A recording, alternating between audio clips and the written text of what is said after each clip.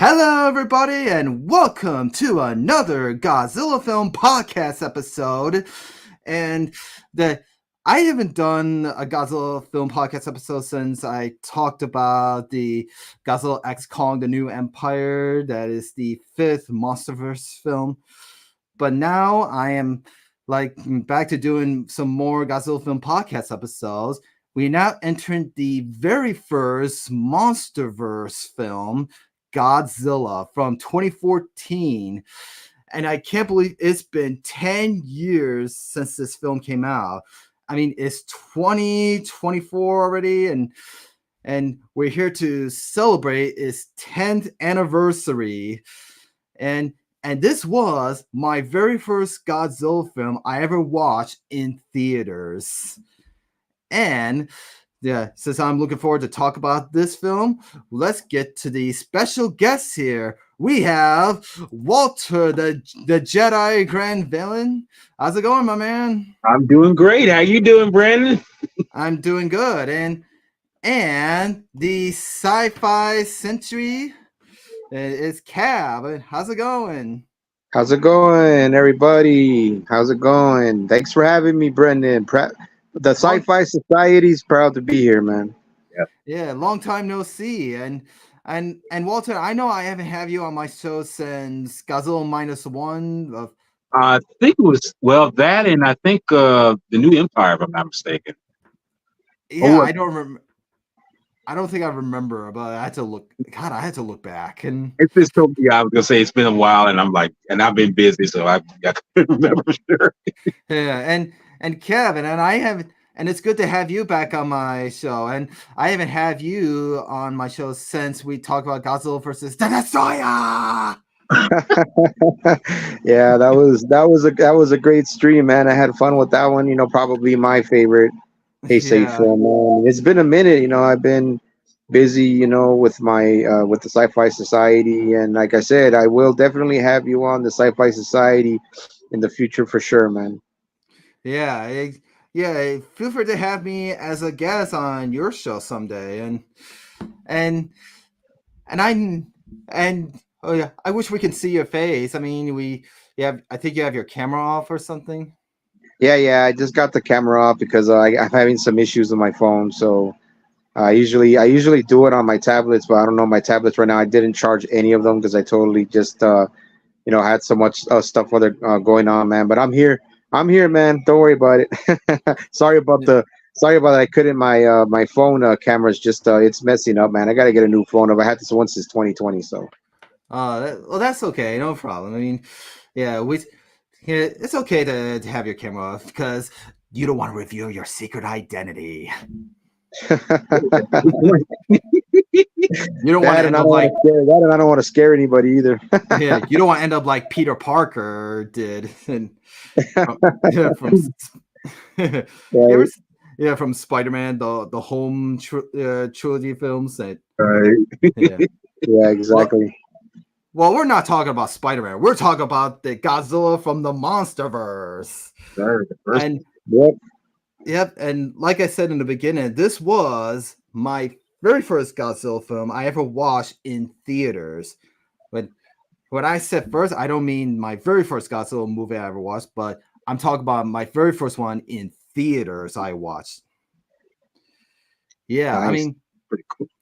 And I will talk about how we first discovered this film. I mean, like I did in my previous episodes. I mean, and I pretty know how you guys discovered it. We saw it in theaters, but let's talk about more details. I mean, before we saw it in theaters, I mean, before I heard the news, I mean, they did I don't know if you guys remember, but I think they did announce that they're gonna make an American Godzilla film in America in 2014. I mean, when they announced it, I think back in 2011 or 12. I think it was at a Comic-Con. I believe it was at a Comic-Con, and it was a really quick teaser of just Godzilla in the like in smoke building, and then that's when they did the really tiny reveal when he used the new roar. Yeah, and that's what I heard too. I mean, I think his like I back then when I heard about this, I mean, I thought it was like a rumor of it, but no, it was like real. After a few months or uh farther months later, I mean, that it turns out that they really are making an American Godzilla film, and yeah, and I did saw the trailer back then, and I think they released the teaser trailer in 2013. I mean, I thought it was like first I wasn't excited for him at first. I mean, because I still thought it was like I thought it was some kind of a fan video, but no, then a few months later, the actual theatrical trailer came out, and turns out it is real. I was like, oh my gosh, this is a real American Godzilla film that they're releasing it. And you want to know the funny thing about this film is that it was. I mean, I heard rumors, and it was been the idea of them making another Godzilla, American Godzilla film. It had been floating around the Hollywood verse in a way, if you want to say, for years. And I'm thinking like, okay, this is never going to happen. And then it was a friend of mine locally who actually hit me off with the fact that, dude, they're actually making a new American Godzilla. And me being the skeptic that I was, because I just said the 98 version got so hyped up, I went to go see it, and I left, you know, this. But when I heard about this one, I was like, I don't know. I mean, is this really going to be, another 98, catastrophe? And it's like, I'm going to be annoyed by this, So when I saw the trailer for it, I was kind of like, okay, well, this doesn't look anything what 98 did. So, and from what the director Gareth Edwards was doing, he really wanted to hone in what the 54 version did. So I was kind of like, okay, he's really trying to make a notion that this is a Godzilla that's a force of nature. Like, okay, that makes sense. Yeah, Are you going to play to that record? Is the question. yeah. Garrett Edwards did an amazing job directed this film. I mean, it. Correct me if I'm wrong, but wasn't he the same guy who directed Rogue One, a Star Yes, Wars he story? was. He was. Oh, yes. I'm good. I'm glad you brought that up. Rogue One. You, dude, look. As much as A Force Awakens, pretty much, awakened. That's kind of weird. Awakened the Star Wars verse in a way. I feel that film was way better than Force Awakens. I mean, he really did it excellent because it started out like very small, but it just built up to a crescendo that's like, oh, I'm like, thank you for this, and that's, yes, he, like I say, he has a gift to making something that's small in stature, but it will end in the grand standing. See the end of it. Yeah, and I'm glad you brought up this film is like much better than the 1998 Godzilla film. I mean, speaking of that, I mean, I just saw this a photo on social media that someone took a picture of the movie times of the new Godzilla film, but along the bottom, I think it says something about starring like Matthew Broderick. I mean, I think it says something starring, but I don't think so. But it says. It might be rumor, it might not be. I mean, it's so many things. I mean, I should say this, to kind of correct myself, a little bit. Anyone who watched the '98 version, if you enjoyed it, you enjoyed it. And I'm not going to try to put that out there saying like just because I dislike it, you should dislike it too. I would say like what you like and move on. Because honestly, I'm a person who loves certain things, but that doesn't mean everyone else got to love everything that I love. And I feel like, yeah, even though 98 is not my favorite of all Godzilla films, I still feel that I appreciate those who do enjoy it, because if they enjoyed it and it got it started, ball rolling, to watch other Godzilla films, that's okay. Yeah, Yeah, and and I can give Walter Ross, my brother, my Sci-Fi Society brother, some flack on that because I did like the '98 Godzilla, but it to me it wasn't a Godzilla movie. It's a good kaiju movie. Call it anything other than Godzilla, and it's a great kaiju movie. But like I always do, I got to give flack to Walter Ross, my brother, man, and say, hey, bro, we respect everybody's opinion. It's all good, but yeah, I just that's my take on the '98, man. It's a if it didn't have the Godzilla name or logo, I it's a good film. yeah, and yeah, I mean, just called the '98 Godzilla film, just called Zilla. Yeah, Yeah, yeah, just call it that. I mean, that's the thing. I mean, you're kind of given a name that's been honed in by so many fans, and now you're giving it to this, and it's like, okay, I can dance around it, but then after that, it's like, okay. And I've told this to sci. I've told this to sci-fi many times. I saw this when it was original in the original run back in '98. I tried to watch this film, and I ain't gonna say try. I watched it 3 times to really enjoy it, but unfortunately, the ball just didn't roll for me. So I can let you know that this shows me that sometimes certain people should stick to what they're good at, which is decent sci-fi, which is Roland Emmerich and Dean Devlin. So yeah, Godzilla, don't touch monster movies. You know, it's all And good, man.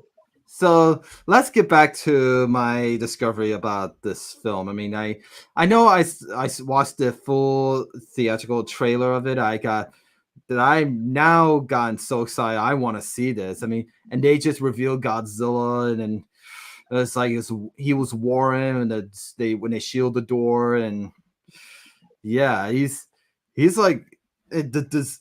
Yeah, they just revealed design of him. I mean, his full look, and I gotta say, he looks so awesome. Is this Godzilla? He's almost look a little close, almost to the Heisei Godzilla, and a little bit. I mean, except for the head. I mean, and the dorsal fins. I mean, the fins almost look a little similar to the '98 Godzilla, a little bit.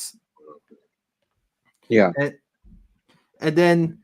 and then I think 2 months before the film came out, I mean, suddenly the merchandise of the Playmate toys have arrived, and Walmart or Target. I mean, it is at my local area, at my local hometown, and yeah, I actually still have one of the Playmate figures that are still in package, and I only have one or two, and the one I got on my shelf was the very first Playmate Godzilla toy I ever got from the new film. It was I think it was the bottle head or the bottle body of the figure. okay.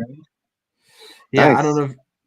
Yeah, the ones that has the arms moving and all that, and the mouth. Yeah, I almost got the whack and tail figure of it, but no, I got the body bottle of it. Okay. nice. And it was a cool figure, and I did add that to one of my Godzilla figures. And yeah, I also got the play set of of the of the playmates, and the play set of whereas Godzilla and the Mutos with Oh, this. where you destroy and everything. Okay, the Yeah, kind of set and everything. Yeah, I still have the set, but it's not in the pack. And I just wish I have those for I just wish I have more collections of those playmates. That I would have a whole stock room full of those playmate collections in package, like from the King of Monsters, Kong Skull Island, Godzilla X Kong, and Right. yeah, right. wish I still have. And just out of curiosity, did they still? I mean, when all these films, these multiple films came out, did they make figures of these particular characters for the film? Yeah, yeah, they Okay. did. Yeah, Yep. like Yeah, yeah. band. I Yeah, have the. Oh, sorry, Brennan. I have the 24-inch Godzilla with the tail moves and everything. I have the 24-inch one, the gigantic one. I got that one, and I got the one that Brendan passed on, which was the tail buster Godzilla from 2014. I bought that one at Kmart when Kmart was still open. yeah. I mean, I just wish I have the biggest, tallest Godzilla figure that they have, but sadly, I never got a chance to get it. But Yeah. I did have the tall, the medium tall Godzilla figure that as the plastic toy thing that actually wars. I Oh, think yeah. if I'm not, I'm sorry. Go ahead, Sapphire. No, Yeah, I think yeah, I know what he's. I think I know what he's talking about. It's like a 12. Is it like a 12-inch one? yeah, a 12-inch. I wish I still have it in pack. Okay. Oh, okay.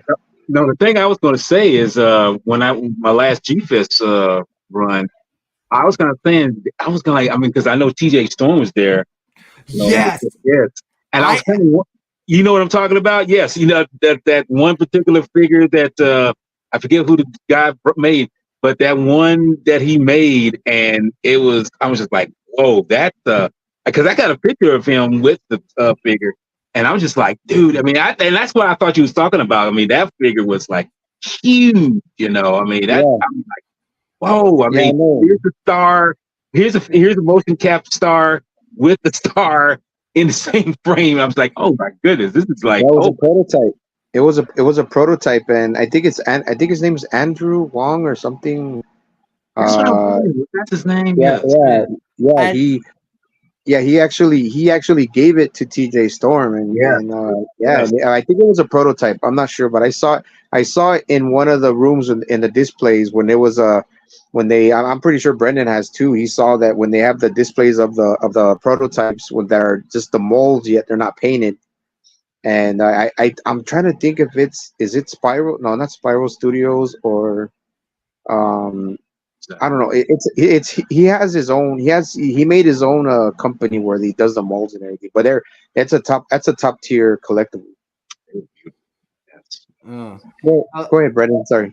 yeah, I got to meet TJ Storm last year at G Fest. I was gonna get in line to to get a picture with him, but the line is so long. But I actually did get a picture with him for free. And when he was in the big room when he's at one of the panels. Okay. Yeah, Nice. I was standing next to him, and I said I wanted a picture with him, and I did. That I actually got a picture with the monsterverse Godzilla He's, next to me. he, that's one thing about TJ. He's a very outgoing, very humble individual, and he like us are such Godzilla fans. You know, I mean, he's not those kind of egotistical kind of individuals in Hollywood. You know, I mean, he could have been, but I think he's had humble beginnings, and he built himself up, and he made a name for himself, and he knows he's in a place where people love him, just like other special guests, and he's gonna give 100% of himself to the individuals that say, hey, as long as these people respect him, he'll give that respect back. Yeah, and so let's get back to how I got to see this Godzilla film on the big screen. So, I mean, before I get to that, I mean, I know that I talked about the playmates, and the question is, how do I get those playmates in the first place? Let me tell you a really awesome story. I mean, before I went to my very first G Fest back in 2015, can't believe it's been 10 years since I went to my very first G Fest convention. Wow. Yeah, and there was a little store in Chicago called Monster Island Toys. And Uh, I used to go there with my dad and and this guy who owns that store named Boris, I mean, he is a really nice guy, and I got to know him, and then I went to that store a few times, and I was like his number one customer, and he used to do like YouTube videos about the store of what's new there, and he used to do it with the Cookie Monster. That he has a Cookie Monster puppet, and he used to buy some cookies for the puppet, and he does a Cookie Monster impression, and I used to watch one of his videos, and believe me, I go to the store a lot and buy some Godzilla figures, including the new Playmates, and including my second SH Monster Rs, the Biollante figure, and the new Monster Rs 2014 Godzilla. And yeah, and that's how I got those figures from that store. But sadly, that store no longer exists. Oh, wow, really? Oh, wow, what Yeah, happened to it? because it's out of business. Oh, okay. Yes. Business, you know? Yeah, it's out of business a few years back, and yeah, so is and the guy who owns it, he'll never forget that I'm his number one customer. That's And awesome, man. yeah, I was gonna say, I mean, loyal customers, you know, they'll never forget. Yeah, and uh, and I and then after that, I mean, I finally got to see my very first Godzilla film on the big screen. When I meant first, I meant my first movie theater Godzilla. Yeah, and believe me, guys, I was like 18 years old when I saw this film back in 2014. That was the end of my teenage years. I finally got into my adult years, and because when you turn 18, you become an adult. Well, you only turn 18 once, and it's an experience for a lot of us. Trust Yeah, and believe me, guys, I was like really a nerd back then. Seriously, I was really a nerd. I, well, the reason I say I was a nerd back then because believe me, I before my podcast, before my channel, and before the Autistic Lizard Pro, I yeah, I was like I was still in high school that year. I saw this film when I was in my sophomore year, and believe me, I have really bad acne back then, and I saw this film I think it was like 2 months before I have my braces off. So you were Yeah, going through the angst of being a teenager, basically, which like as I say again, all of us have gone through it. You know, I've gone through it so many times back in the day, so I know exactly what you're talking about. yeah, and yep. So yeah, and I'm glad I saw this film on the big screen. I got my popcorn, and I got this. I actually saw this film twice in theaters. First with my parents, my stepdad, my mom, and I also saw it for the second time with my cousins. With my cousin, and I'm going to tell you a very strange story. I mean, it's another one. I mean, right when this film came out, even before it came out, a lot of some of my family members were asking me if they want to see this film with me because they know that I am a Godzilla fan myself, and yeah, I mean, and it was so hard to pick of who I want to see it with. Hmm. And I'm guessing, like when you say it's hard, I mean, I guess because of money situation or just who to pick as far as to It's go. just it's just who to pick. Right. And here's a Yeah. question I have to ask this: did you see it in 3D or just regular 2D? Well, I saw it in regular 2D. I saw it regular 2D, I think. I mean, I think I saw it on IMAX when I saw it for the first time. Yeah, and believe me, my whole friends and family are asking to see this Godzilla movie with me. They're so hard to pick, even with Jurassic World. I mean, it still goes on to this day. See, you're the go-to, Brendan. And see, they know that you're the one to go to when it comes to anything monster related. See, they know it's like, hey, we want to see some films like this too. Let's go to Brendan and see if he can, Yeah. pick us up some kind of way. Yeah. Yeah. Well, sometimes I see these films by myself because it's much easier and all that. And Yeah, like don't because I also I'll say this, like I think, man, to be honest, this was also the first time that I saw Godzilla on the big screen in yeah, 2014 and 2014, because I had never got a chance to see any other films in theaters, all the other Godzilla films like the Showa, Millennium, Heisei. And I actually took my mom twice to see this movie. She's like a monster, or like those old style, Harryhausen, Sinbad Eye of the Tiger, all those kind of movies, Jason and Argonauts. But she We really like that. likes the All right. Clash of the Titans. Yeah, so I took her and she enjoyed it. She enjoyed the film and she wanted to go see. She wanted me to take her again, so we actually saw it twice. And I think we saw it once on standard and then the second one in 3D. So, oh yeah, man, it was my first time too seeing Godzilla on the big screen. yeah, and I'm glad you brought up the 3D one, Walter. I mean, it's like I almost saw this film in 3D. I mean, it would be awesome. I mean, they did almost make a 3D Godzilla movie back Yeah, then. That Ishiro Bano, yeah. who directed the Godzilla versus Hedorah film, he almost wanted to make a 3D Godzilla film. It almost went into production. Yes, I know that. Yes.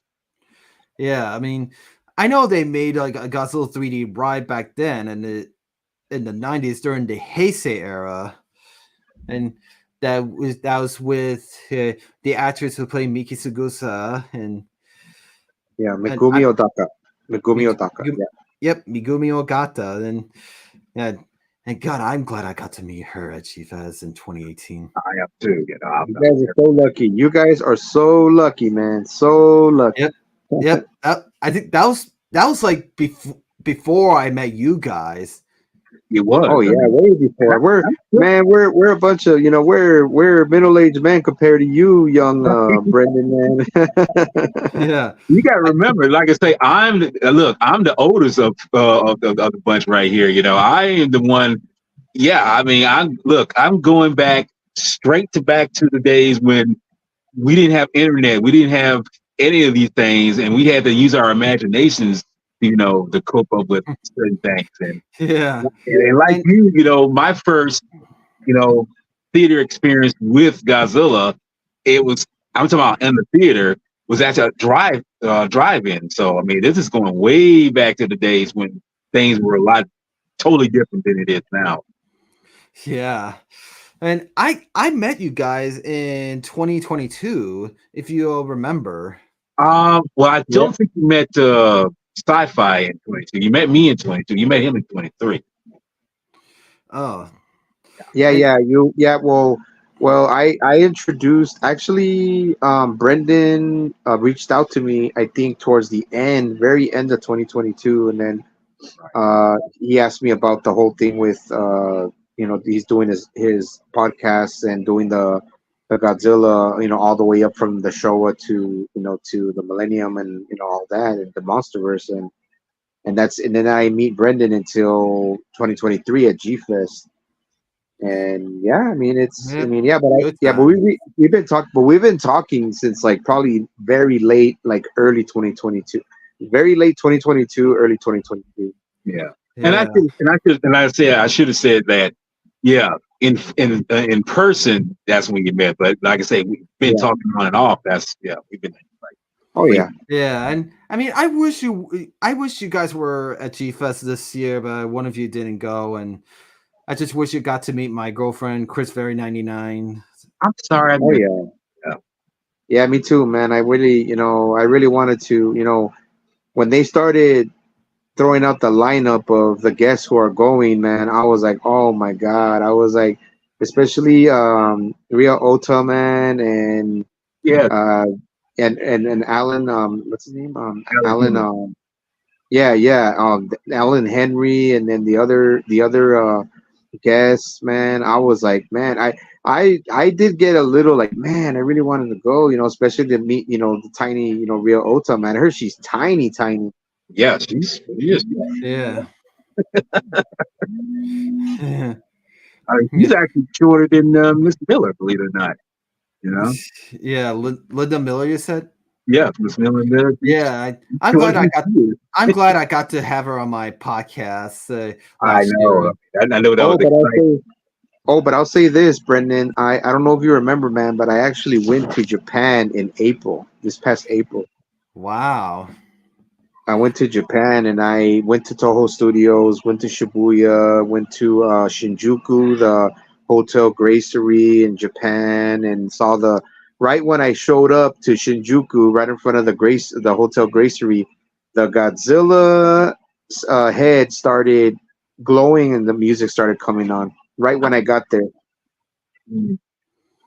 and it was amazing, man. It was amazing, once in a lifetime experience, man. And I'm glad I was able to do it within my lifetime. But yeah, I just wanted to throw that out there, man. It was an amazing experience. Hopefully, you'll get to go, um, uh, Walter and Yeah. Autistic Lizard, man. You guys, it's such an amazing place, an amazing experience, man. And once you reach, like a lot of people in the community, once you reach Toho Studios in front of that statue, man, and the murals, dude, you made it to the top of the mountain. Right. Wow. Yeah, well, thanks for mentioning that, Cab. I mean, and I want to No get problem. back to the film that we're talking about, and yeah, so I got to saw this film in theaters twice, and well, the first time I saw it, I mean, it's in the IMAX room, and I was so looking forward to see this, and yep, and right when the opening credits pop up with the Warner Brothers and Legendary, I was and the music playing, I am starting to get goosebumps, especially when Godzilla first appeared and he's at the Hawaiian airport and he's war, and I That just was get I just get goosebumps. I mean, I have to Yeah, agree. I mean, the score for the beginning of that, I mean, that's almost a traditional way of how they used to do it back in the day. Open a film with a traditional score and just show the credit, and that's how I mean, they don't usually do that anymore. I mean, I guess in the case of nowadays, they just want to get to the story and move on from that. Yeah, and I love the music score of it. It was the music was played by Alexander. I can't say his last name. It starts with a D, but I know what you're talking about. The salt or Yeah, something. yeah, yeah, and I like the new theme for I like the new Godzilla theme for this film, and especially the beginning, and then it's just awesome. I like the credit opening theme of it, and yeah, especially the Godzilla's victory theme, and Oh yeah, yeah, yeah. Everything about the film was all a breath of fresh air, and I myself was a little skeptical about how it was gonna come out, but I was very impressed. And of course, everybody's gonna have a little nitpicks, about how Godzilla looked, his feet and stuff like that, the dorsal plates. But it was even the cast, Aaron Taylor Johnson, Elizabeth Olsen, Bryan yeah. Cranston, Oh Ken yeah, Watanabe. Bryan Cranston, and like this is like the first film I ever discovered Bryan Cranston. I mean, I never heard of Bryan Cranston. I mean, all I know him is from Godzilla. I mean, and then after that, I learned he was in a bunch of films, and especially Breaking Bad, which I never saw. he's most famous for that.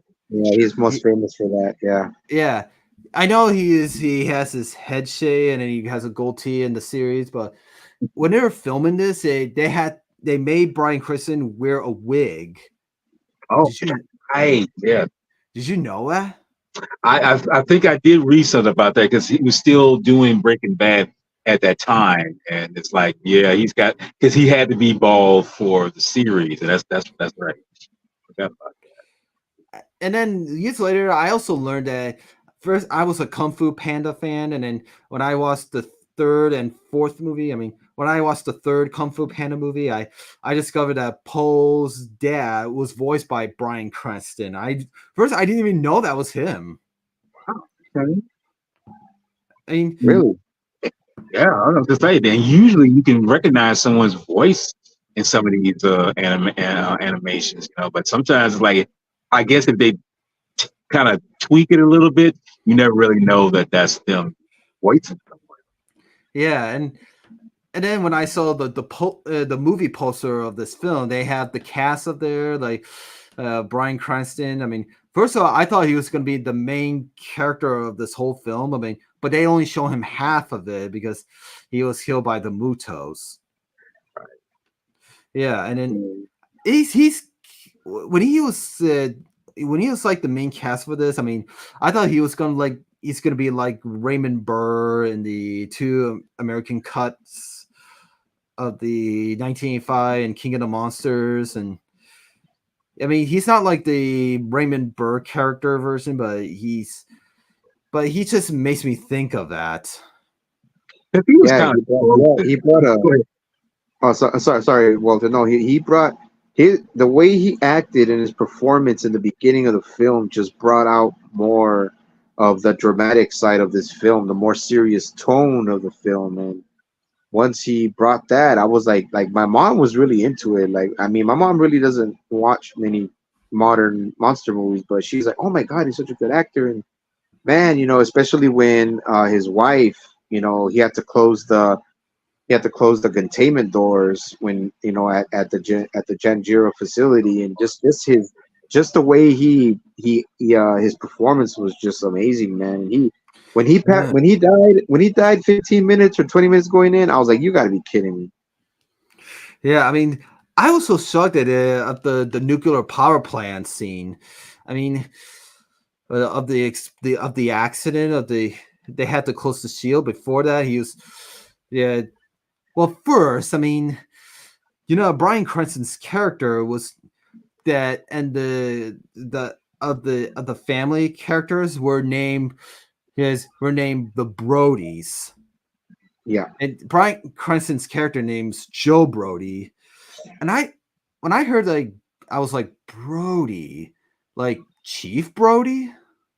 Oh wow! Wow. Like, the character, like that Roy Scheider's character from Jaws. I didn't even think about that. That. Yeah, I didn't even make that connection. So I just think that's just a random name for a character. But it's like, wow, you just named something that I didn't even see until Yeah, I now. didn't even think about it either. Yeah, I didn't even their think name about is it almost either. references from Jaws, Oh, which is my favorite film. I gotta do a podcast episode about that someday. wow, that's crazy. I mean, that's. See, you know what? It's funny now that I think about it. These MonsterVerse films do reference something from past, not just Pop other. culture. Pop culture. Yeah, exactly from pop culture, and I never even got that reference there. I mean, I mean, it's like Brody, but I was like, that never even sparked a idea in my head. I was just like, oh wow, like somebody else noticed it. Yeah, and also there was also some references from the Heisei Godzilla era, and like Godzilla versus King Ghidorah almost has some references seen from the Terminator, and because of M11 and Robert Scott Field. Oh yeah. Yeah, Oh, and Godzilla versus Mothra has some Indiana Jones referencing scenes. They're on Infant Island, and then right. Yeah, exactly. I know what you mean. Yeah, exactly. You know. yeah, sort of like that. And Godzilla versus the Destroyer has has some alien references to that from the movie Yeah. Alien from Yeah. 1970. Like, I'm not talking about the new film, but Right. like it's hey, I never watched Alien before. I never seen the whole series. The 79 version you never saw. I never seen that. I got it. Well, since I have, I can watch it on Disney Plus someday. I mean, All I can say is this, and I'm sure Sci-Fi will agree with me. You're in for a great ride when you watch this. I mean, hopefully you get as we did, watching it because it's not for the faint of heart, but I think you'll be very entertained. yeah, and also If you're a like real sci-fi junkie like me and Jedi Granville, you'll like it. You'll like it artistically. yeah, yeah, and also guys, this film is like the first Godzilla film ever shown in 10 years after Godzilla Final Wars. That's true. Yeah. That's a good point. Yes. So like if ever after everyone shows that heard that this is like a real Godzilla film they're showing in America, they were like, wow, after 10 years, Godzilla is finally back. After Yeah. Toho made Final Wars. And I know from watching or reading certain things about the film, which is this suit actor Nakajima, when he saw it, he actually praised the film for it, because he's seeing Godzilla and this new technology in motion like this. And from what the pictures I saw of it, he was very astute about it. He's very excited. It shows that if somebody who played the original Godzilla gives it praise, it's good. Yeah, and it's I mean, I know that Godzilla Final Wars, it is the last Godzilla film that ever had suitmation, but Godzilla 2014 is all CGI and I know TJ Storm plays Godzilla in this, but he's wearing all dots and then the Motion capture. tech. Mhm. Yeah, and then I say he does a really good job for playing Godzilla in this. He also plays him in King of the Monsters, but not versus No, Kong. he plays him in King of the Monsters. He for some reason he doesn't play the latter ones. I don't know why. That's what I don't get. Yeah, and I don't get that. I mean, Very weird. yeah, that is so weird. And But I mean, I've been told, like I said, I've been told. I'm pretty sure Sci-Fi has too. There's something that's going on that it's got to be kept on the down low. So like we won't discuss that. yeah, and so this is like the yeah. This is not the first Godzilla film that's Godzilla all CGI. I mean, I know Zilla, the '98 one, is all CGI, Right. but Yeah.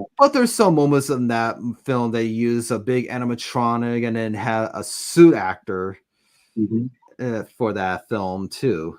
It's a mixture of different techniques. I mean, they didn't just see. This is at a time when they were still using the old-fashioned ways of doing filmmaking with traditional ways with new technology. I mean, it's a mixture, a mixed bag of things. Nowadays, it's mostly all CG. I'm not gonna say it's disheartening that they just use CG. I just wish that when they do use CG, that they actually put effort in making sure that it looks real in terms of how life is, and B, that they don't, squander what they're doing in terms, when they're making it. I mean, in other words, use a little bit of the practical with the new. I mean, it gives a better feel of an effect, in my opinion. Probably because the reason I'm saying that because I'm old school, and I grew up watching a lot of these things. I mean, remember, I come out of the gate running, seeing stop motion, mation, claymation stuff, all these things, miniatures, models, sets, and all these things were the go-to back then. Now the new technology pretty much has written off a lot of the technology that I grew up with. Yeah, and yeah, I mean, and also like I want to talk about Godzilla himself in this film. I mean, when they revealed him, I mean, what you guys think of this Godzilla? Go ahead, Walter. Well, I was going to say you take it first. Okay. I mean, liked it. I enjoyed it. I thought it was new, of course, but I did like the way his head was shaped, design.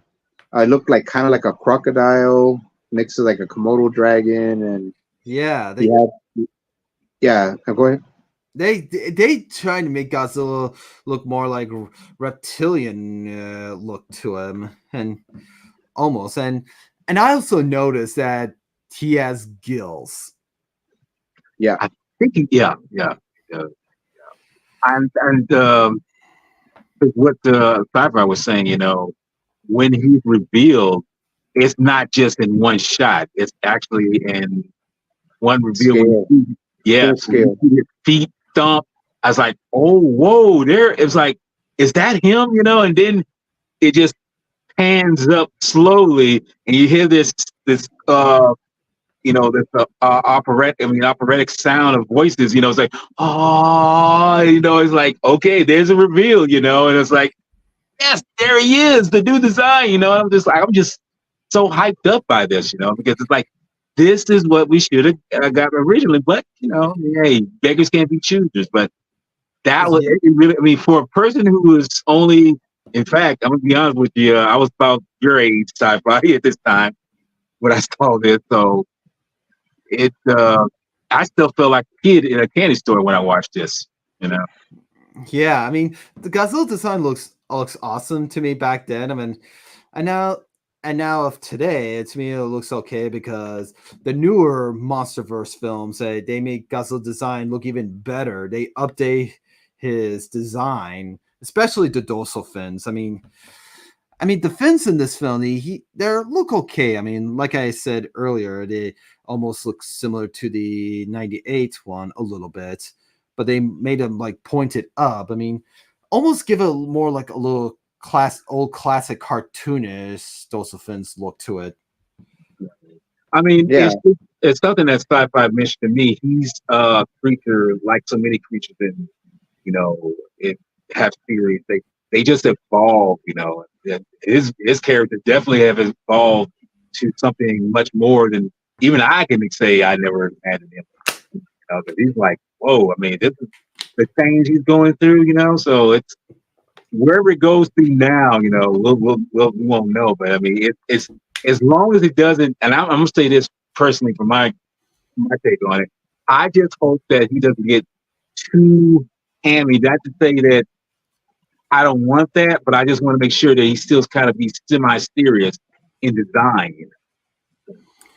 Yeah, and it's yeah. I mean, and what I saw, I don't know if you guys noticed, but the designer for this Godzilla, it took he draw many copies and many drawings of the design of him. It took him like many months to come up with the design of Godzilla. I mean, he almost made he almost made a design from almost looks similar to the Heisei Godzilla.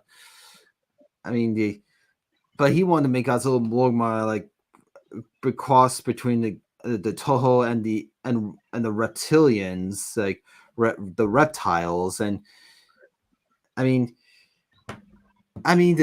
they also get made Godzilla's dorsal fins more like fish fins. I mean, in one of the early sketches, I yeah, think. there was. Sorry. Well, I was just saying that I heard the concepts just there were so many concepts. Like they Yeah, had to go through so many types of styles, and until Gareth decided, no, this is it. This has to be it. And yeah, he went with the best version, the best design. And I mean, for the time, I mean, I just didn't like the stubby feet. I didn't like Oh the yeah, yeah, the the but short feet. yeah, but like when he goes to when he makes landing in Hawaii, when he's confronting the male Muto, and you see the full scale and just how when he roars and you just see his dorsal plates like raise up and rattle like a monitor lizard or a dinosaur back in ancient times would do for hunting prey. It was an amazing shot. I mean, the whole films, all the shots he came out in were awesome in the film. Yeah, and I also don't like when they made Godzilla's tail, the end of his tail, look a little thinner.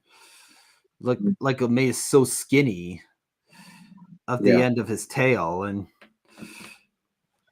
yeah, so I I, mean this. I was gonna say, I mean, I'm not. I mean, honestly, I can't really say on that, but I feel like that's a defense mechanism. But then again, as you say, it's like I don't know. That's I I guess this is where you have to say it's like you just have to learn to accept it, but that doesn't mean you have to necessarily agree with the design because it's like it's like that seems kind of small for him. I mean, his bulk and everything is like seems like it should be thicker than that.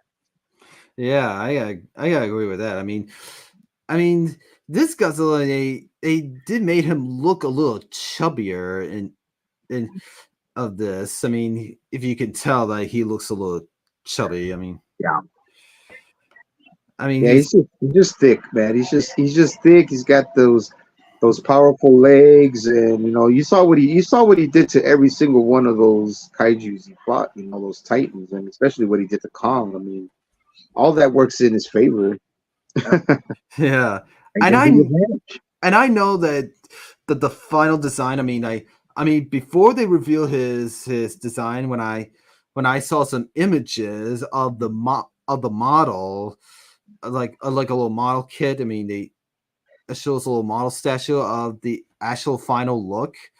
I mean it was not in the movie, but it's like another final look to it. I mean it was that this Godzilla head's a little shorter. I mean his neck's a little.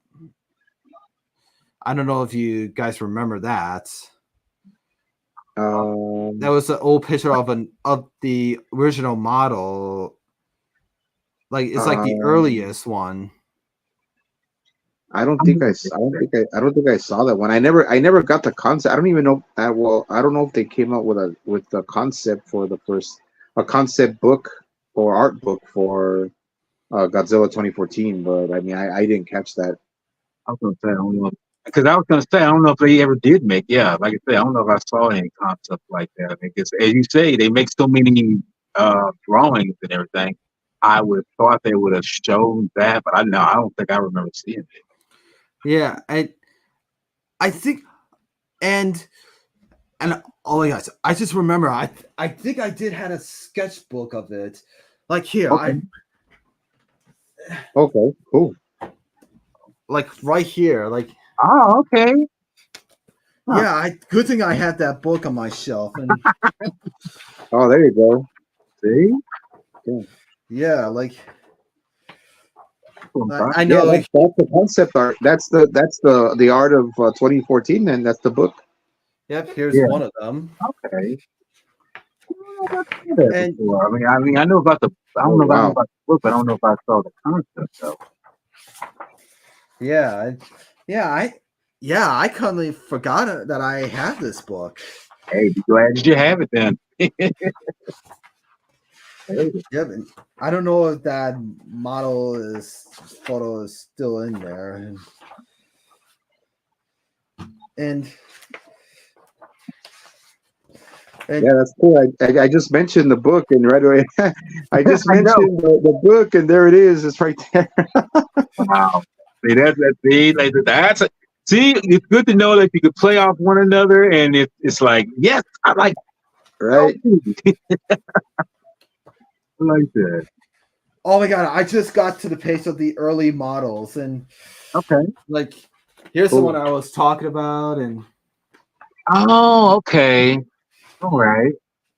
I don't think I've seen those. Now that I tell you what. Okay. Yeah. Yeah. Yeah, Those are they have great. tons of them. Okay. No, no. I honestly, now that I think about it, I don't think I Oh yeah, yeah. I think I saw that in. I think Kevin might have shown that. Yep. I'm trying to think this. No, because at this time I was in transition with a lot of things going on in my life. So I know about the movie, but it's like looking up that stuff and everything. No, I wasn't. Yeah, I gotta think about it. Yeah. I had Yeah. just recovered. I had just recovered from two major surgeries that year, 2014. Oh, And here's like one of the earliest arts and that the designer designed. I mean, look at this one. I mean, I Oh mean, wow. this huh. Godzilla's face, it kind of looks like he's grinning. Like, Yeah. Okay. Wait a minute. I did see that particular version of him. That particular. Yeah. One yeah, thing you realize with a lot of, especially a lot of productions, they make a whole lot, and I'm talking about a lot, of concept art for a creature design, costume, or anything like that. And dude, there's so many of those floating around. In fact, some of the stuff from the Showa, the Heisei Marin, there's a lot of drawing for the creatures back then, for the guys back then. So it, yeah, that's not unheard of. But I mean, yeah, that's an example right there. You got it right there in the book. And I'm pretty sure there's more to it than just what they got in that book. yep. And I'm still looking Yeah. at this right now, and You got yourself caught up right there. yeah, Oh man, I know how that feels. Well, I'm like I say, I'm looking through this like, oh wow, The yeah, only you the know, only thing I could say collectible I have from 2014 was just the figure that I bought at Kmart, and then I got the NECA re-release of 2014, and then I ended up getting the Steelbook for 2014 that had the little button where you can hear him roar. mm. Those are the only ones I got. Speaking of the war, let's talk about the war. Like, I mean, the war, it's almost awesome. At first, I mean, it's like the most popular war in the monsterverse. And but yeah, what I learned, they took them like months to create the war. I mean, they the guys, they went to Toho, and they actually borrowed the war track of the original Godzilla war, and they edited the war to make them more like, they updated it. And what do you think of Godzilla's war? I mean, that I'm gonna say right now, it had to grow on me. You know, I can see a similarity in what it sounds like from the Showa to the Heisei, even the '98 version and the Millennium. But I feel that, like so many sounds, or just anything in general, it took some time to grow on me, and now I'm just a fan of it because it's really it's what Godzilla sounds like. I mean, his roar, it sounds mighty, it sounds robust, and it sounds like someone who's like, you don't want to get in my way, kind of thing. yeah, and is it? Yeah, I mean, to me, the war. I mean, I know the original Godzilla war was created by rubbing a leather glove to a Guitar bowing Street. instrument. No, no, no, no. I think it was a piano wire. Yeah, it's like, yeah, I think it was a piano wire, or like a violin instrument. Yeah, yeah, yeah, yeah, yeah. It might have been a piano wire, or it might have been guitar string. One of the two. Yeah, but Godzilla's MonsterVerse war, I don't know how to describe it. I mean, I'll It's just something put. totally different. I'll just say like I accepted it pretty quickly because I thought in my mind was that it's 2014. It's the modern times, and I think it went well with that style of Godzilla and the MonsterVerse, the beginning of the MonsterVerse. I just accepted it right away. Like I just that's how I took it. Yeah, yes. I mean, the war to me is almost makes me think like it's. I described it like it sounds like some metal knives like just rubbing against some cable wires, like some like metal wires to it. I mean, And it could be because I know the sound designers who designed it, they pretty much kind of worked in hand in trying to produce something that's that's recognizable, but at the same time something so it's as like I was saying, something very updated and something fresh and new to listeners, and here's a little side note: the guys who did make the sound for the Godzilla, the 2014 Godzilla, they worked on the Lord of the Rings films. They worked on the Transformer films, and I'm trying to think was there something else they did, but they basically were the ones who created those unique sounds in there. So them giving the assignment to make a roar that you wouldn't forget, it in itself is very. I gotta say they hit it out of the ballpark. I mean, I said it took some time for me to you know kind of get used to it, but in time it's like, oh man. I mean, anytime I hear that roar, it's like, oh no, that's Godzilla. No, hands down. I mean, even though it's not the traditional Toho sounding kind, that's Godzilla. Hands. yeah, Yeah, and it's yeah. I mean the war is amazing, and I'm glad they they updated his war like with the original sound effect for the Godzilla King of the Monsters, the sequel, and especially for the opening when they have the original Godzilla war mixed with the new war. That scene. It really got me goosebumps. I was gonna say that really, like I say, triggered something in me. It's like, oh wow, they incorporated that with that. It's like, come on now, I mean, that's yeah. Yeah, and so we learned more about this Godzilla. I mean, let's talk about the newest kaiju that in 10 years. I mean, they never had any. They already had a new monster for the Final Wars like 10 years before of Monster X, and but this is like this is the first new Godzilla enemy that was shown in years. Something we never seen before. You know what I'm talking about is the Muto. Yeah. yeah. Oh, This the is like Muto guy. Yeah. Go ahead. Sorry.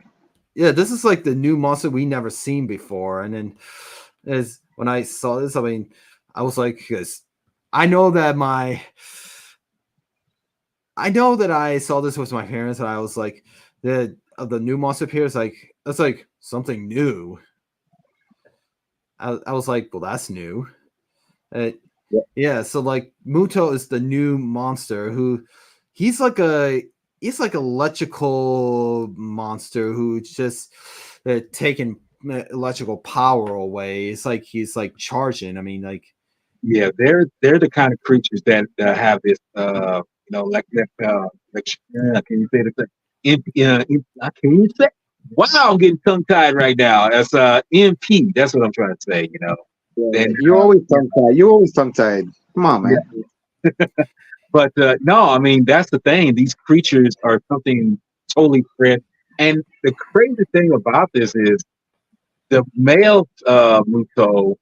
Somebody was saying that was Rodan at first. I don't know who came. I don't know who said that. But I was like, yeah, that is I can say the male Muto almost looks similar to Rodan because yeah, it flies and also like I also forgot to mention when Godzilla first appeared on Hawaii when after he rises out of the water when the flares go by past him and there was a sound effect that as I was like what is that it almost sounds like a trumpet a big palooga like instrument, like I was when I heard it, I was like, "What is that? Somebody farted?"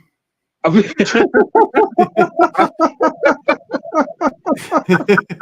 It kind of sounds like a big deep fart. look, maybe, hey, you never know. Maybe that was Godzilla, says relieving himself. Like, hey, you never Yeah, I know. don't know. I don't know if it sounds like a really deep fart noise or it's just a big trumpet noise. Like, I know what you mean because it sounds so guttural. I mean, it's like, say, what is that? It's like, yeah, to me, I think I go with a big trumpet noise, like a I mean, because yeah, they confuse. I mean, because and see, I don't know if you guys realize this, and sound design, usually they use, traditional instruments to kind of get something, as we mentioned before, how the original Godzilla sound design was done. They used a rubber glove against, piano wire, to create that. So they could have done that. They could have used a trumpet. Possible. yeah, and also I like to talk about Muto's sound effect. I mean, the sound effect. I mean, I did research of how they made that war, and when I saw it in theaters, I thought I couldn't describe the war. It's like I was like, like it's Yeah. making that weird sound. I mean, but they actually use supplies to make the sound effect, and one of them is just one of them the sound designer just took his hand and rub it against a rubber balloon, like Okay. yeah, but they made it deeper. And for Muto's cry after the nest explode, they actually took a sound that was like that was a donkey sound effect that they record. Oh wow.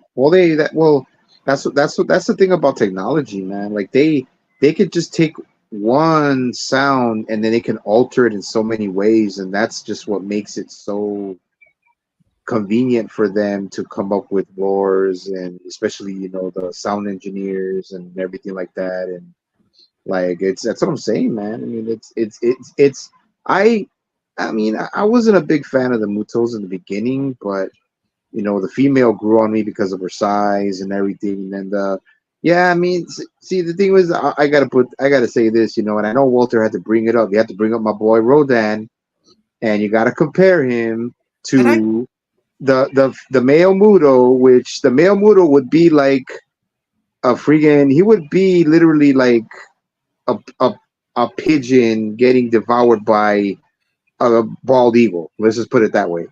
But no, but yeah, the Mutos, both the designs were great. I thought they were both great. yeah, and then and I know I have my book here. There are so many designs of the Muto. They try to come up with many designs for the Muto for months. It was so difficult. I mean, and yeah, so there were many pictures in that book I had. I mean, and when I think of Muto, to me, he's almost like a mix between Rodan and Gigan to me. Hmm. And that monster from Cloverfield. Yeah. I kind of think that. Yeah, Yeah, I guess he's almost like a references to the monster from Cloverfield. I wouldn't yeah, be surprised if the person who designed the Cloverfield monster worked on this particular show. Maybe. I mean, it's possible. it makes Yeah, sense. the reason how I said it, he's mixed between like Rodan and Gigan. I mean, for Gigan, I said, I mean, it's because of these the red laser eyes for on the head. Yeah. They kind of almost Yeah. look similar to Gigans, except they're a lot skinny and thinner. Well, again, that's showing Yeah. how they're taking taking tradition. I mean, when I say traditional, they're taking old school designs and kind of adding into the updated version.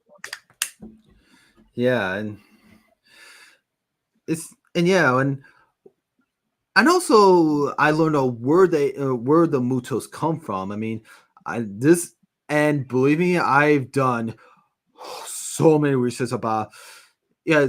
In the beginning of the film, I mean, I know that during the credits, I mean, the opening credits, they just show like first of all, the story shows of that Godzilla wasn't created by nuclear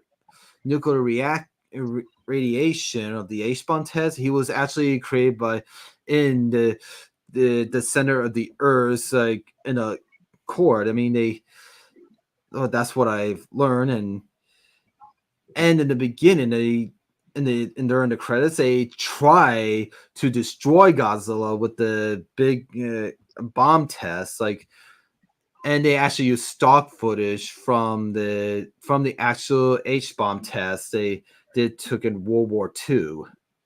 Sort of kind of like what they did in the 1998 film. Yeah. Yeah, yeah. I mean, it makes sense. I mean, it's like he was. I mean, if he's from the Hollow Earth before the Hollow Earth even existed in the MonsterVerse, since this is the first MonsterVerse film, I like the fact that he was probably just already an evolved creature that just started to feed off of radiation and the hollow in the ocean and where he lived, where he stayed, and that story, of course, was non-existent until we got to the next one. But that's what I liked about it. And They they worked with it. They worked with it. You know, they worked with it, and then they ran with it for the next film. yeah, and they also shows of that scene of that they actually show of Godzilla got closer to the bomb in the Monarch series, which I Yeah, never watched on Apple TV. Don't feel bad. I didn't either. So yeah. Yeah, that film, that series is like a sequel and a sequel to prequel. the 2014 Prequel. and the prequel to the King of the Monsters. Yeah, Yeah. Yeah, I gotta watch that film. I mean that series. I mean someday maybe, but who knows? It, yeah, and I also love how they recreate the testing, and it shows the wind is blow up the trees on the whole on the islands. That's like a new scene, and also let's and I want to talk about the main character who played that's a name is familiar. It's Dr. Sarasawa. yep. I think it's so his full name is Ishura Sarasawa, which Yeah, is it's like a Ichiro. two name references of Ishiro Honda and Dr. Sarasawa. The original Yep. 54. So, Ichiro. Yeah, yeah. Yeah, it was Air Takarada. Like, oh wait, that was like the different actor who played Dr. Sarasawa. No. Yeah. I also learned that Air Takarada didn't make a cameo in that film, but in the deleted scene. I'm assuming that I was look, I was gonna bring it up, but I was like, well, maybe this is not the right place. But if you saw the footage, and me and Sci-Fi have seen it, so many others, and I'm just like, it's a good if you alleviate the 20, I mean the few seconds before they show him and after, it's like it's 10 seconds of him on screen. What would have been the problem of having him incorporated in the final film? I don't get it. I really don't. Yeah. I also like when they arrived to the disaster, the big hole in the ground, and they found a huge fossil in the ground. They thought it was Godzilla, but no, it's not. I mean, when I saw this film for the first time, I was like, "What is then? It's not like a Godzilla species, and what is it? Is it like a Muto related?" I mean, Yeah, yeah. Well, not It's I don't know if you ever bought the graphic novel of Godzilla was it aftershocks. yeah, or Godzilla Aftershock, or one of the two, or Godzilla Awakening for Yeah. 2020 or Oh 20 yeah, for the 20. comic book Godzilla Awakenings. Yeah, I, like it's not canon. I think what I found out is that they didn't make it canon, but the one they were talking about in the film when it came out before the MonsterVerse even continued was Dagon. Dagon was a relative, not a relative, but another species of Godzilla. wow, it's like yeah, I did not know that. I mean, Yeah, and I did look it up about that scene. I mean, I know what you're talking about, and they reviewed the image of that. He almost looks similar to Godzilla a Yeah, little. he was probably just either older or he was a smaller species, or I mean, the Mutos didn't, or Muto Prime, whatever, didn't. He didn't go down. The Dagon didn't go quietly, man. He put up a fight, but But like, um, yeah, but it's just they had to make up a story, so they had to put it in the film and everything. But it was in the graphic novel. But I don't I what I've heard is that they didn't make none of those uh graphic novels canon. So And I was wondering, and I noticed that there's like a trail that goes to the ocean. I mean, I don't know if it's like one of the older Mutos escape, or it's just some people discover that one of the hatch things, and they just took it to the area where the female Muto was. yeah, I think that's yeah, what happened. So because it was radioactive, and that's what they keep anything that is reactive sealed up. Yeah, and Is yeah, that the beginning of the film of that I just don't get it at first when I first saw it, and but finally I did research. Now I get it. I think I finally understand that story. I mean, Well, it basically boils down to that Dr. Sekazawa, and his assistant, they search out the particular, and you remember they are a part of Monarch, so they're just trying to discover these different creatures, these titans that might be radioactive in some kind of way, and if there's some new discoveries, they try to hunt it down, and hopefully they put it out there. Hey, good evening there, Go G5. oh, what's up, Gojira 851? What's up, my brother? yeah, But it's, to finish off though, it's just the fact that their job is to find these different kind of whatever is that's going on, and hopefully they can that's too much topic because human beings we're ants compared to titans. Remember that. Just discover what these things are, and hopefully they can kind of result in less collateral damage and some future events. Yeah, and Dr. Serizawa's character was to me the most important character. And then when he had that little discussion with, I think it was the Admiral Stens, and he showed Admiral Stens the pocket watch, and it's probably broken. He says, well, actually, that's the time. Actually, the exact time that watch was stopped on was when the bomb was dropped on Hiroshima. Yeah. So yeah, I like how they do that reference. They go back to what they make it historical. Like, of course, the first Godzilla film was a metaphor for nuclear war and everything like that. But I like that they put that in this film. And Dr. Serizawa, like I said, man, and I'm pretty sure a lot of people agree, he was one of the more known, one of the more characters you relate to because he has that connection to Godzilla. And then, of course, all the punchlines and all his fancy words. Like he's like, the arrogance of men thinking that they control everything. He's like, no, man, like just let them fight. You know, yeah. That's one of the famous lines in that film. Say, "Let them fight." yep, Yeah, that's one of those awesome lines he did. Yeah. And, yeah, and he's almost like he it. So yeah, like, and I like in the they showed the Brody's house in Japan that they when the kid whose character his name escapes me. I've seen this film so many times. I can't. I can't. And I guess maybe it's just me because I cannot, for the life of me, remember some of these people's names in the movie.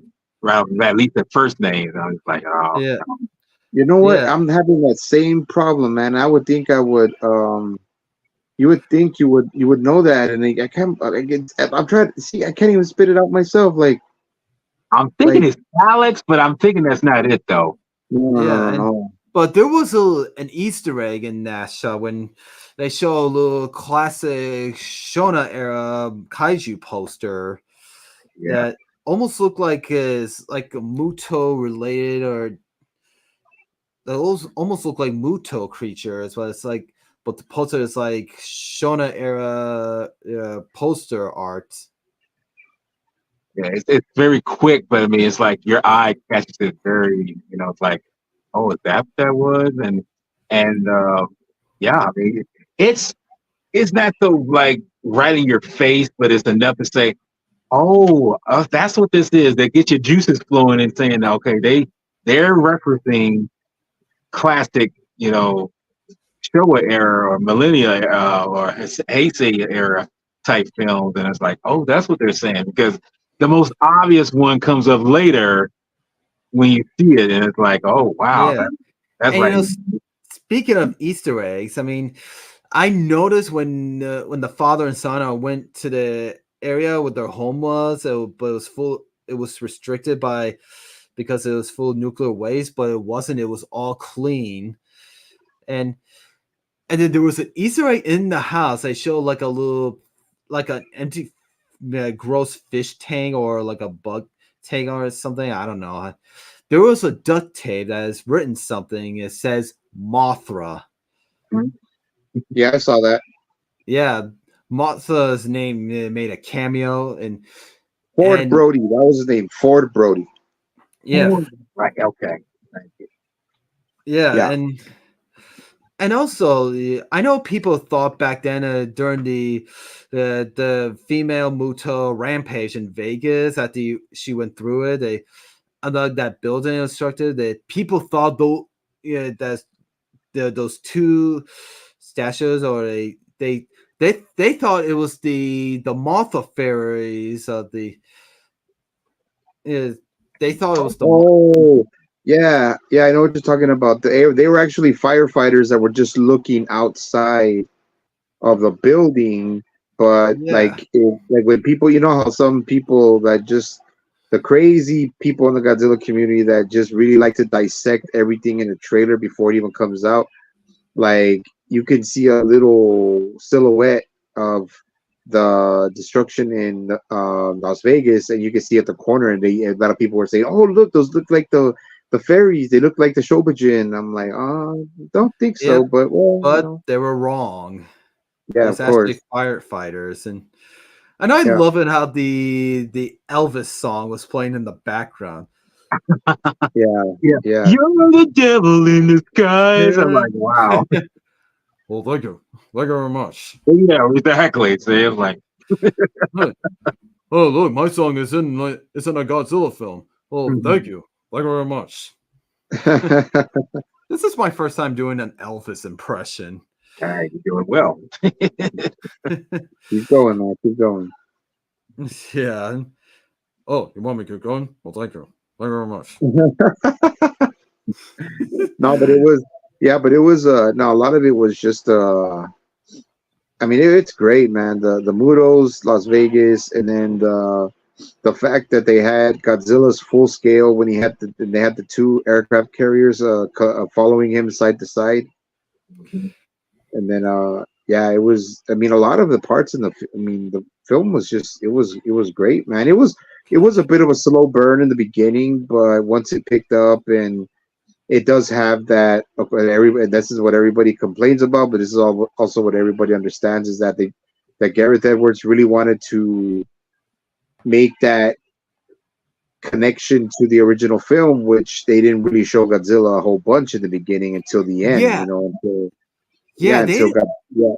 yeah, they didn't really Okay. show Godzilla until the right somewhere in the middle of the film. He was showing up in the Hawaii airport fight scene, and but what was stealing this film are the Mutos. I feel like the Mutos are stealing the film.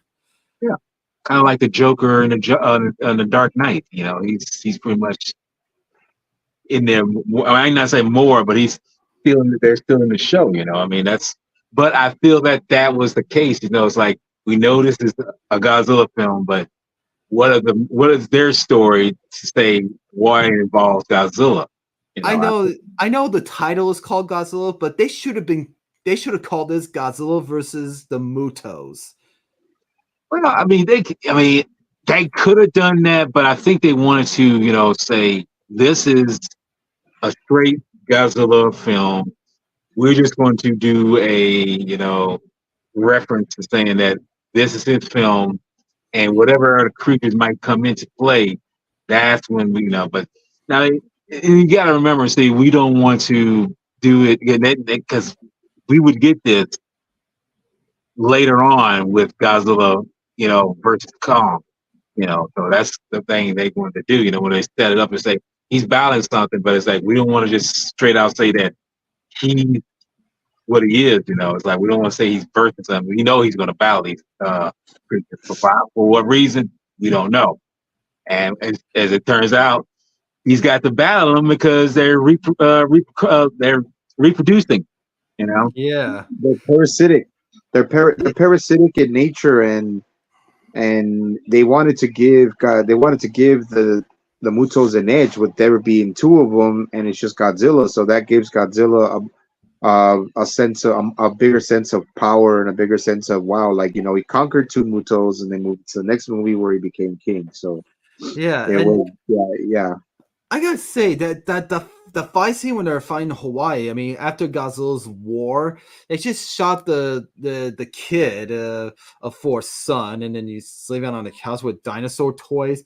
I was like, we don't get a fight scene, and then Elizabeth Owens like, well, if I say turn on the TV, it's time for bed, and then the TV just shows the fights and parts of it for a few seconds, and I just laughed so hard that the kid says, "Mommy, look, dinosaur." Yeah. I thought it was so cute and funny. Which is kind of, which I can say we can all relate because I know that was my first thing before Godzilla. Dinosaurs were the thing that, captured our, like monster, sense of awareness, But and then when I first saw Godzilla, it's like, oh wow, that's a dinosaur. My mom, bless her heart, she knew it's like my son, he's loving these dinosaurs. So that's kind of a throwback to say, yes, if you're a little kid, you're gonna like this, Yeah. Go ahead.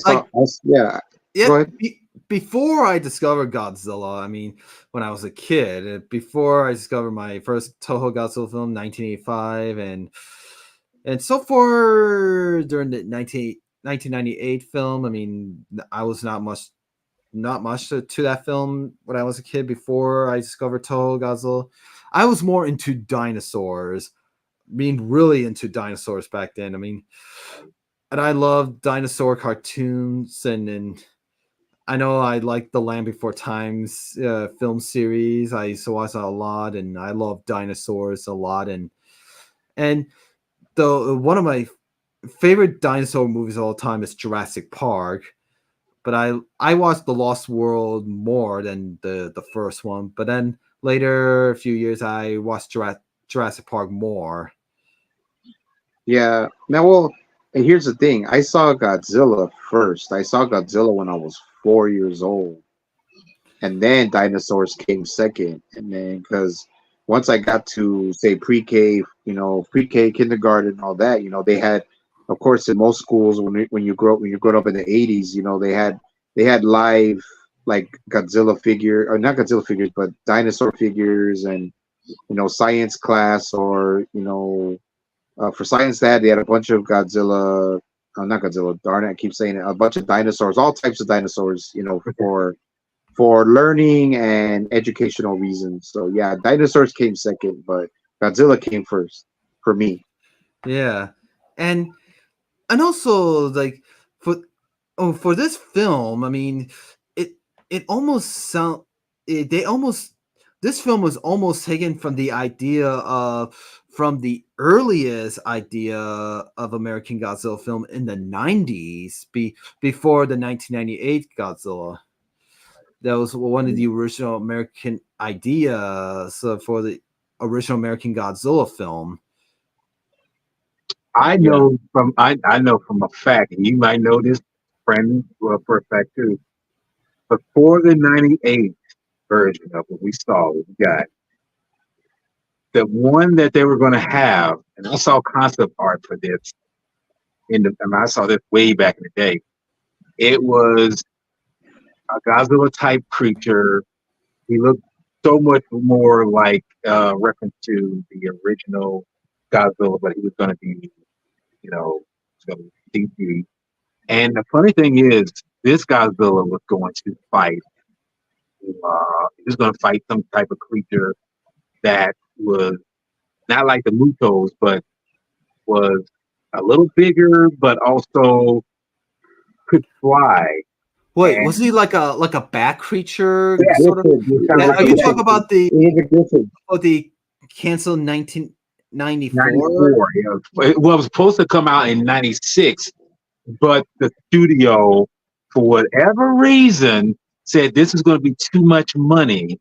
And I'm just like, dude, the guy who was directing it, Jan de Bont, who directed Speed, he said that I can give you what you want, but I need the money in order to make this happen. And they did a lot of concepts for this. They did a lot of storyboards for it.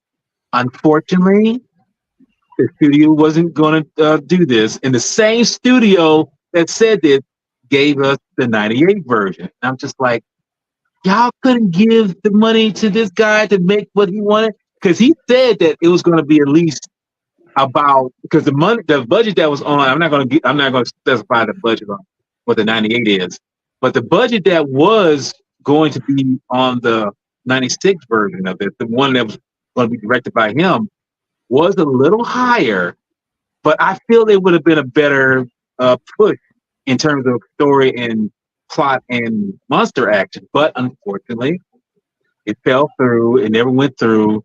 Yeah. And all you get is if you would have to dig, because I've seen this. I've seen it in books. I've seen it in back all the stuff. And it's crazy that this could have come to light, but someone just said, "Hey, this is what happens when studio heads get involved with something," saying that, "No, this ain't gonna work." And 2 years later, you give us something that, well, it works for some, but like me, it doesn't work at all. But you know, Yeah. Yeah, that movie almost looks similar to the one you're talking about from the 94 cancel idea. And yeah, didn't they make a comic book or book of it? I think they did. I can't remember. They make a comic. I know Dark Horse made a comic for Godzilla. Marvel did back in the day, but they Dark Horse did a more modern take on Godzilla, and the first one that I saw was when Godzilla was fighting Hero Zero, and that's from Dark Horse, I believe. I don't know. I might be wrong. Huh. And speaking of Dark Horse, now you say that sci-fi, I do remember that in the Dark Horse one issue, Godzilla is fighting but it's an alien type creature that's bat-like, and it's a huge monster too. Very healthy and everything. So it's just sad. Oh my goodness! I see. Once I get the ball rolling, I'm just like, I just wish some of these people could have let these artists, really run with this stuff to make these films, and you'd be surprised what you would get. But unfortunately, as I said before, studio heads interfere, and what happened? Yeah, it is really strange, and then all that, and also the one thing is very strange. I mean, it is the bridge scene, and where with the San Francisco bridge, and then seeing with the school bus and the drill side and they're trapped because the Godzilla's coming near. I mean, in the film, I thought he was going to be like a bad guy in this, like kind of like in the beginning era films. I mean, but he's more like a good guy in this. I mean, when he appears at the bridge, I thought he was like going to destroy the bridge with people on it, and the children in the school bus was screaming, and also that seagull that crashed on the school bus window scared the heck out of me. I mean, we could easily say that he could have been an anti-hero in a sense, but he's not so much a villain because honestly, I'm gonna say this now that I don't feel Godzilla represents a sense of villainy in a sense. He's nothing more than just an animal in the wild, and all he wants to do is left alone. But when he sees the threat come about, yeah, he's gonna come in. But yeah, you say when he goes towards the Golden Gate Bridge, yeah, he goes through it like butter. He just slices through it. I could say now he may not have no issue with destroying, or I should say, uh, again, collateral damage with anybody. But Yeah, I'm thinking these people ought to be smart enough to say, "Get out the way! There's a big Titan going on here. There's something big, attack yeah, and going through here." yeah, that was like an awesome scene. It was by the bridge, and then the battleships just fire along, but they don't know there are people there are cars on that bridge, Mhm. and then when Godzilla Dolphins appeared in front of the bridge and he's just fired him, it looks like Godzilla's trying to protect the cars on the bridge, and then or it's when after the school bus drove by and then Godzilla went through it. I feel like he's protecting the school bus and let the kids went through. It could be. I I mean, mean, it could go ahead, it could be it could be that, but it's also, I mean, we're like flies, we're like fleas, to Godzilla, man. He probably doesn't even pay attention, and we shoot him with something, it just annoys the hell out of him. But he's like, man, what are these things? Little mosquitoes.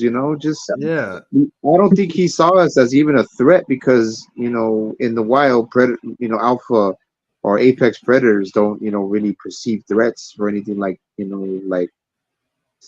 for stuff like that. You know what I'm saying? Like, so he didn't really think anything of us. He didn't pay attention. So he's probably just oblivious. To these little tiny ants just rolling around in these little cars and stuff like that.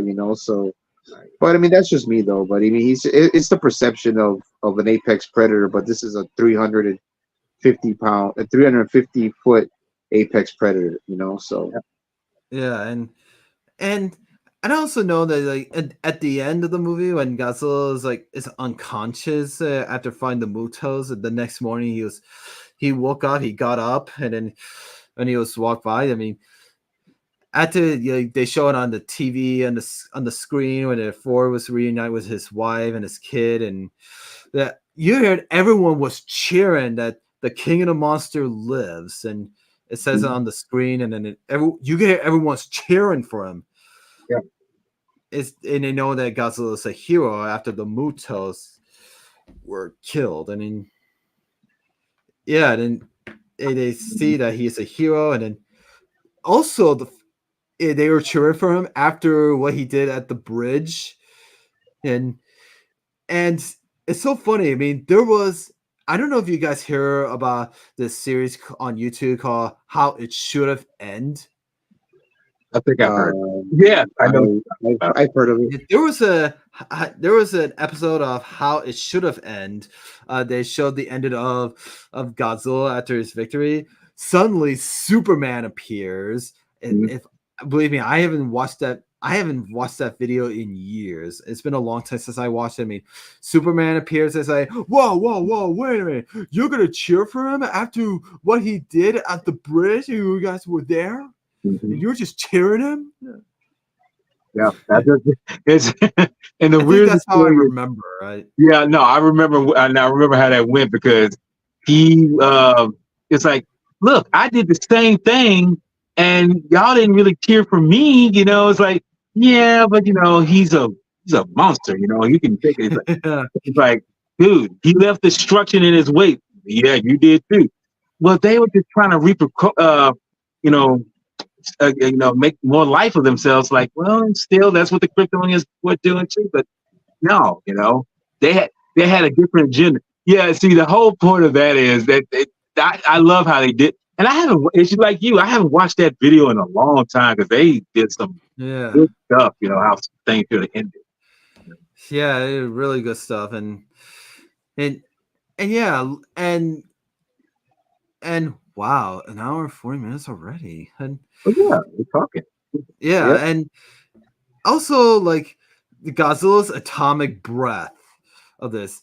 I mean, he doesn't do his atomic breath in the whole film. I mean, until the end. I mean, when he's find the Mutos, like he puffs his chest and then his dorsal fins glow, and then this trumpet sound effect of like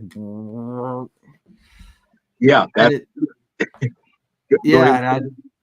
yeah, and then it shows his atomic breath is almost like a classic Shona era color to it. It's all blue, and it's at And I the know top. when I first saw that, I'm not to cut you off, but I know when I saw that, because I was like, well, he's not showing his atomic breath. So I was like, well, maybe we're not going to get it here.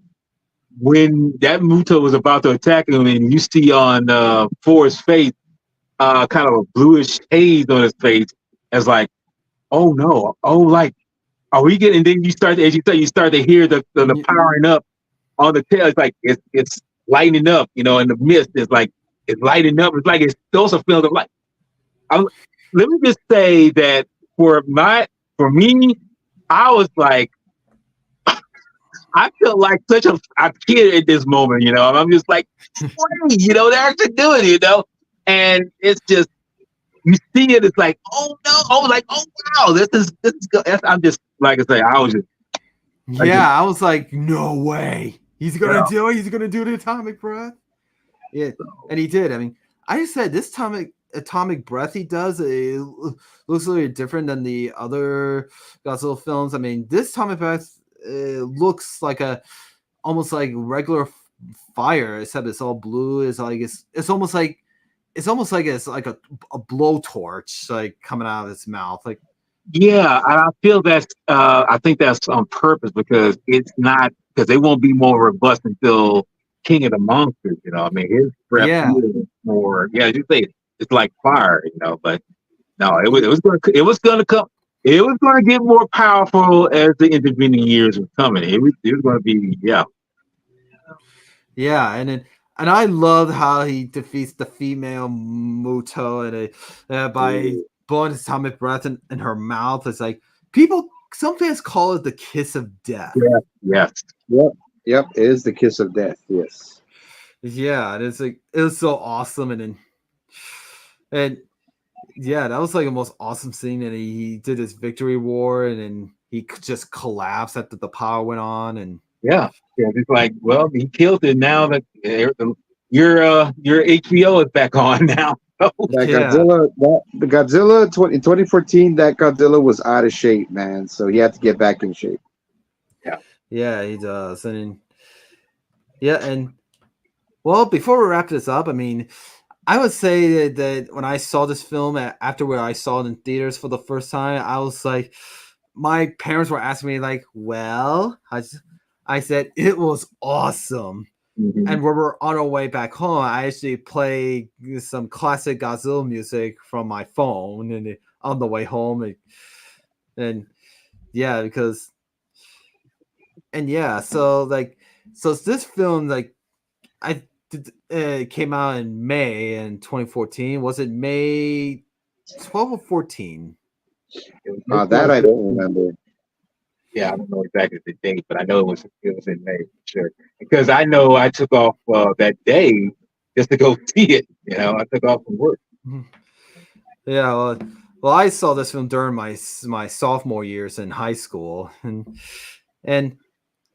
and this film is also released in Japan. I think 2 months after it was released in America, and it did have Japanese subtitles. And then after that, everyone in Japan said that this film was a hit in Japan. It's they saw in this what they knew that they had done before many years before, and somebody like Gareth Edwards really was a traditional filmmaker, and he made a film where it's like, okay, you're going to see Godzilla, but we're going to harken back to what made Godzilla Godzilla. It's going to be serious. He's going to be because, as we know, when the original came out, he was totally serious. But at the end of his run in the Showa, of course, became a superhero and a little, superheroish and a little bit, kind of comedic, But that's okay because that's what he was trying to catch and give to the audience and let you know that this is what Godzilla is. He's a powerful force of nature, and he's just bad to the bone. I mean, you step in his way, get ready for get ready for a beatdown. Yeah, and then when they released in Japan, that Toho saw it and they after they saw it, I think they finally said, like, you know what? Let's bring our Godzilla back.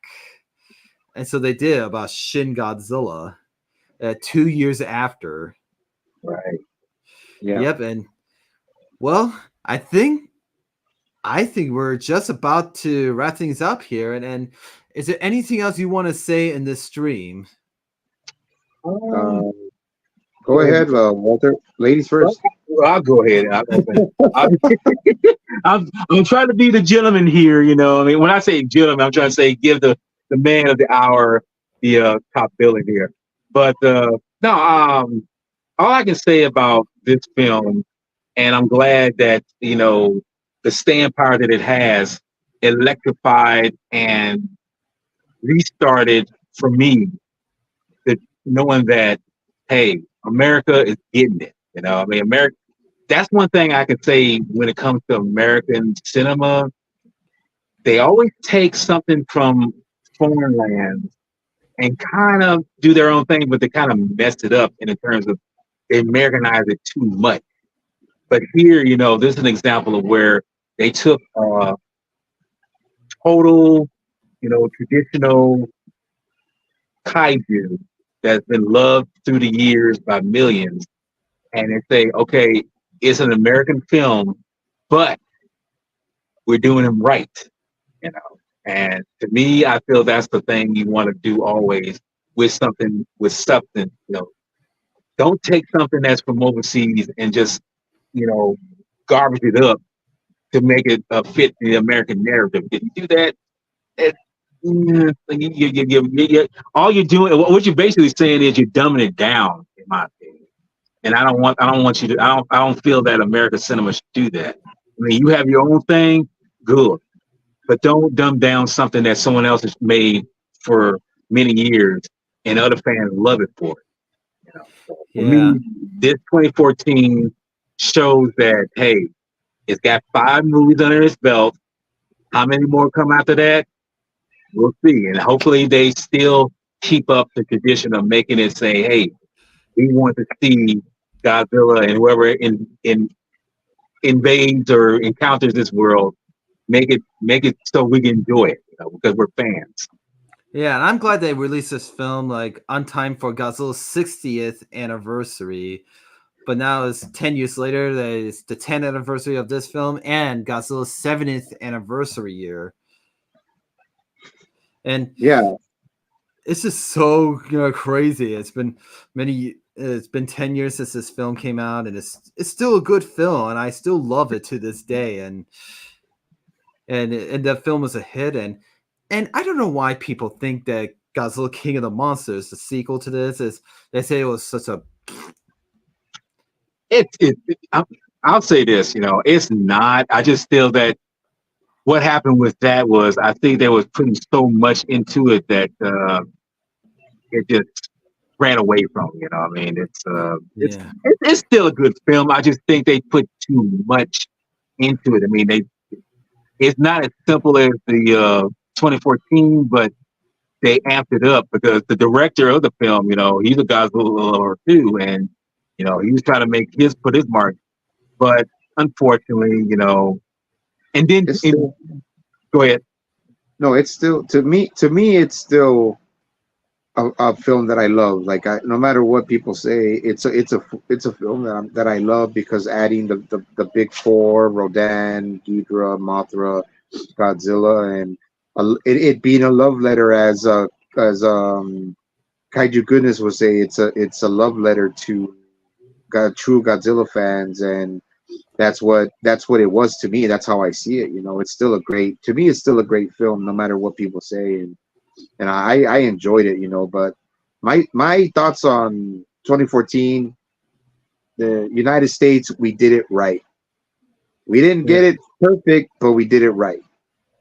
And now we have the Yep. Monsterverse 10 years later. So Yep. And Godzilla was back, and then after I saw it, I was hoping if it would get a sequel, and it did. But before that,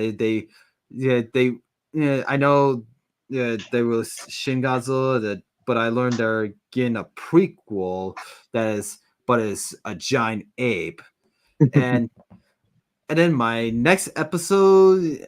So that's just about wrap this up. So until next time, my next up will be either Shin Godzilla or Kong Skull Island. cool. I Sounds mean, good. it doesn't matter what I choose. But It- it- I'm still doing the Gamera and Kong marathon. It doesn't Nice. matter if I go these out of order and all that. So I want to say thank you guys so much for joining me, and for the audience in the comments. I hope you joined us too. And so until next time, so I say in Japanese, "Sayonara." And if you know we talked about the American Godzilla, I say bye bye. Mike, matane. That's my Markiplier Sayonara. impression. I'll oh, see you in the next video. Bye bye. Yeah.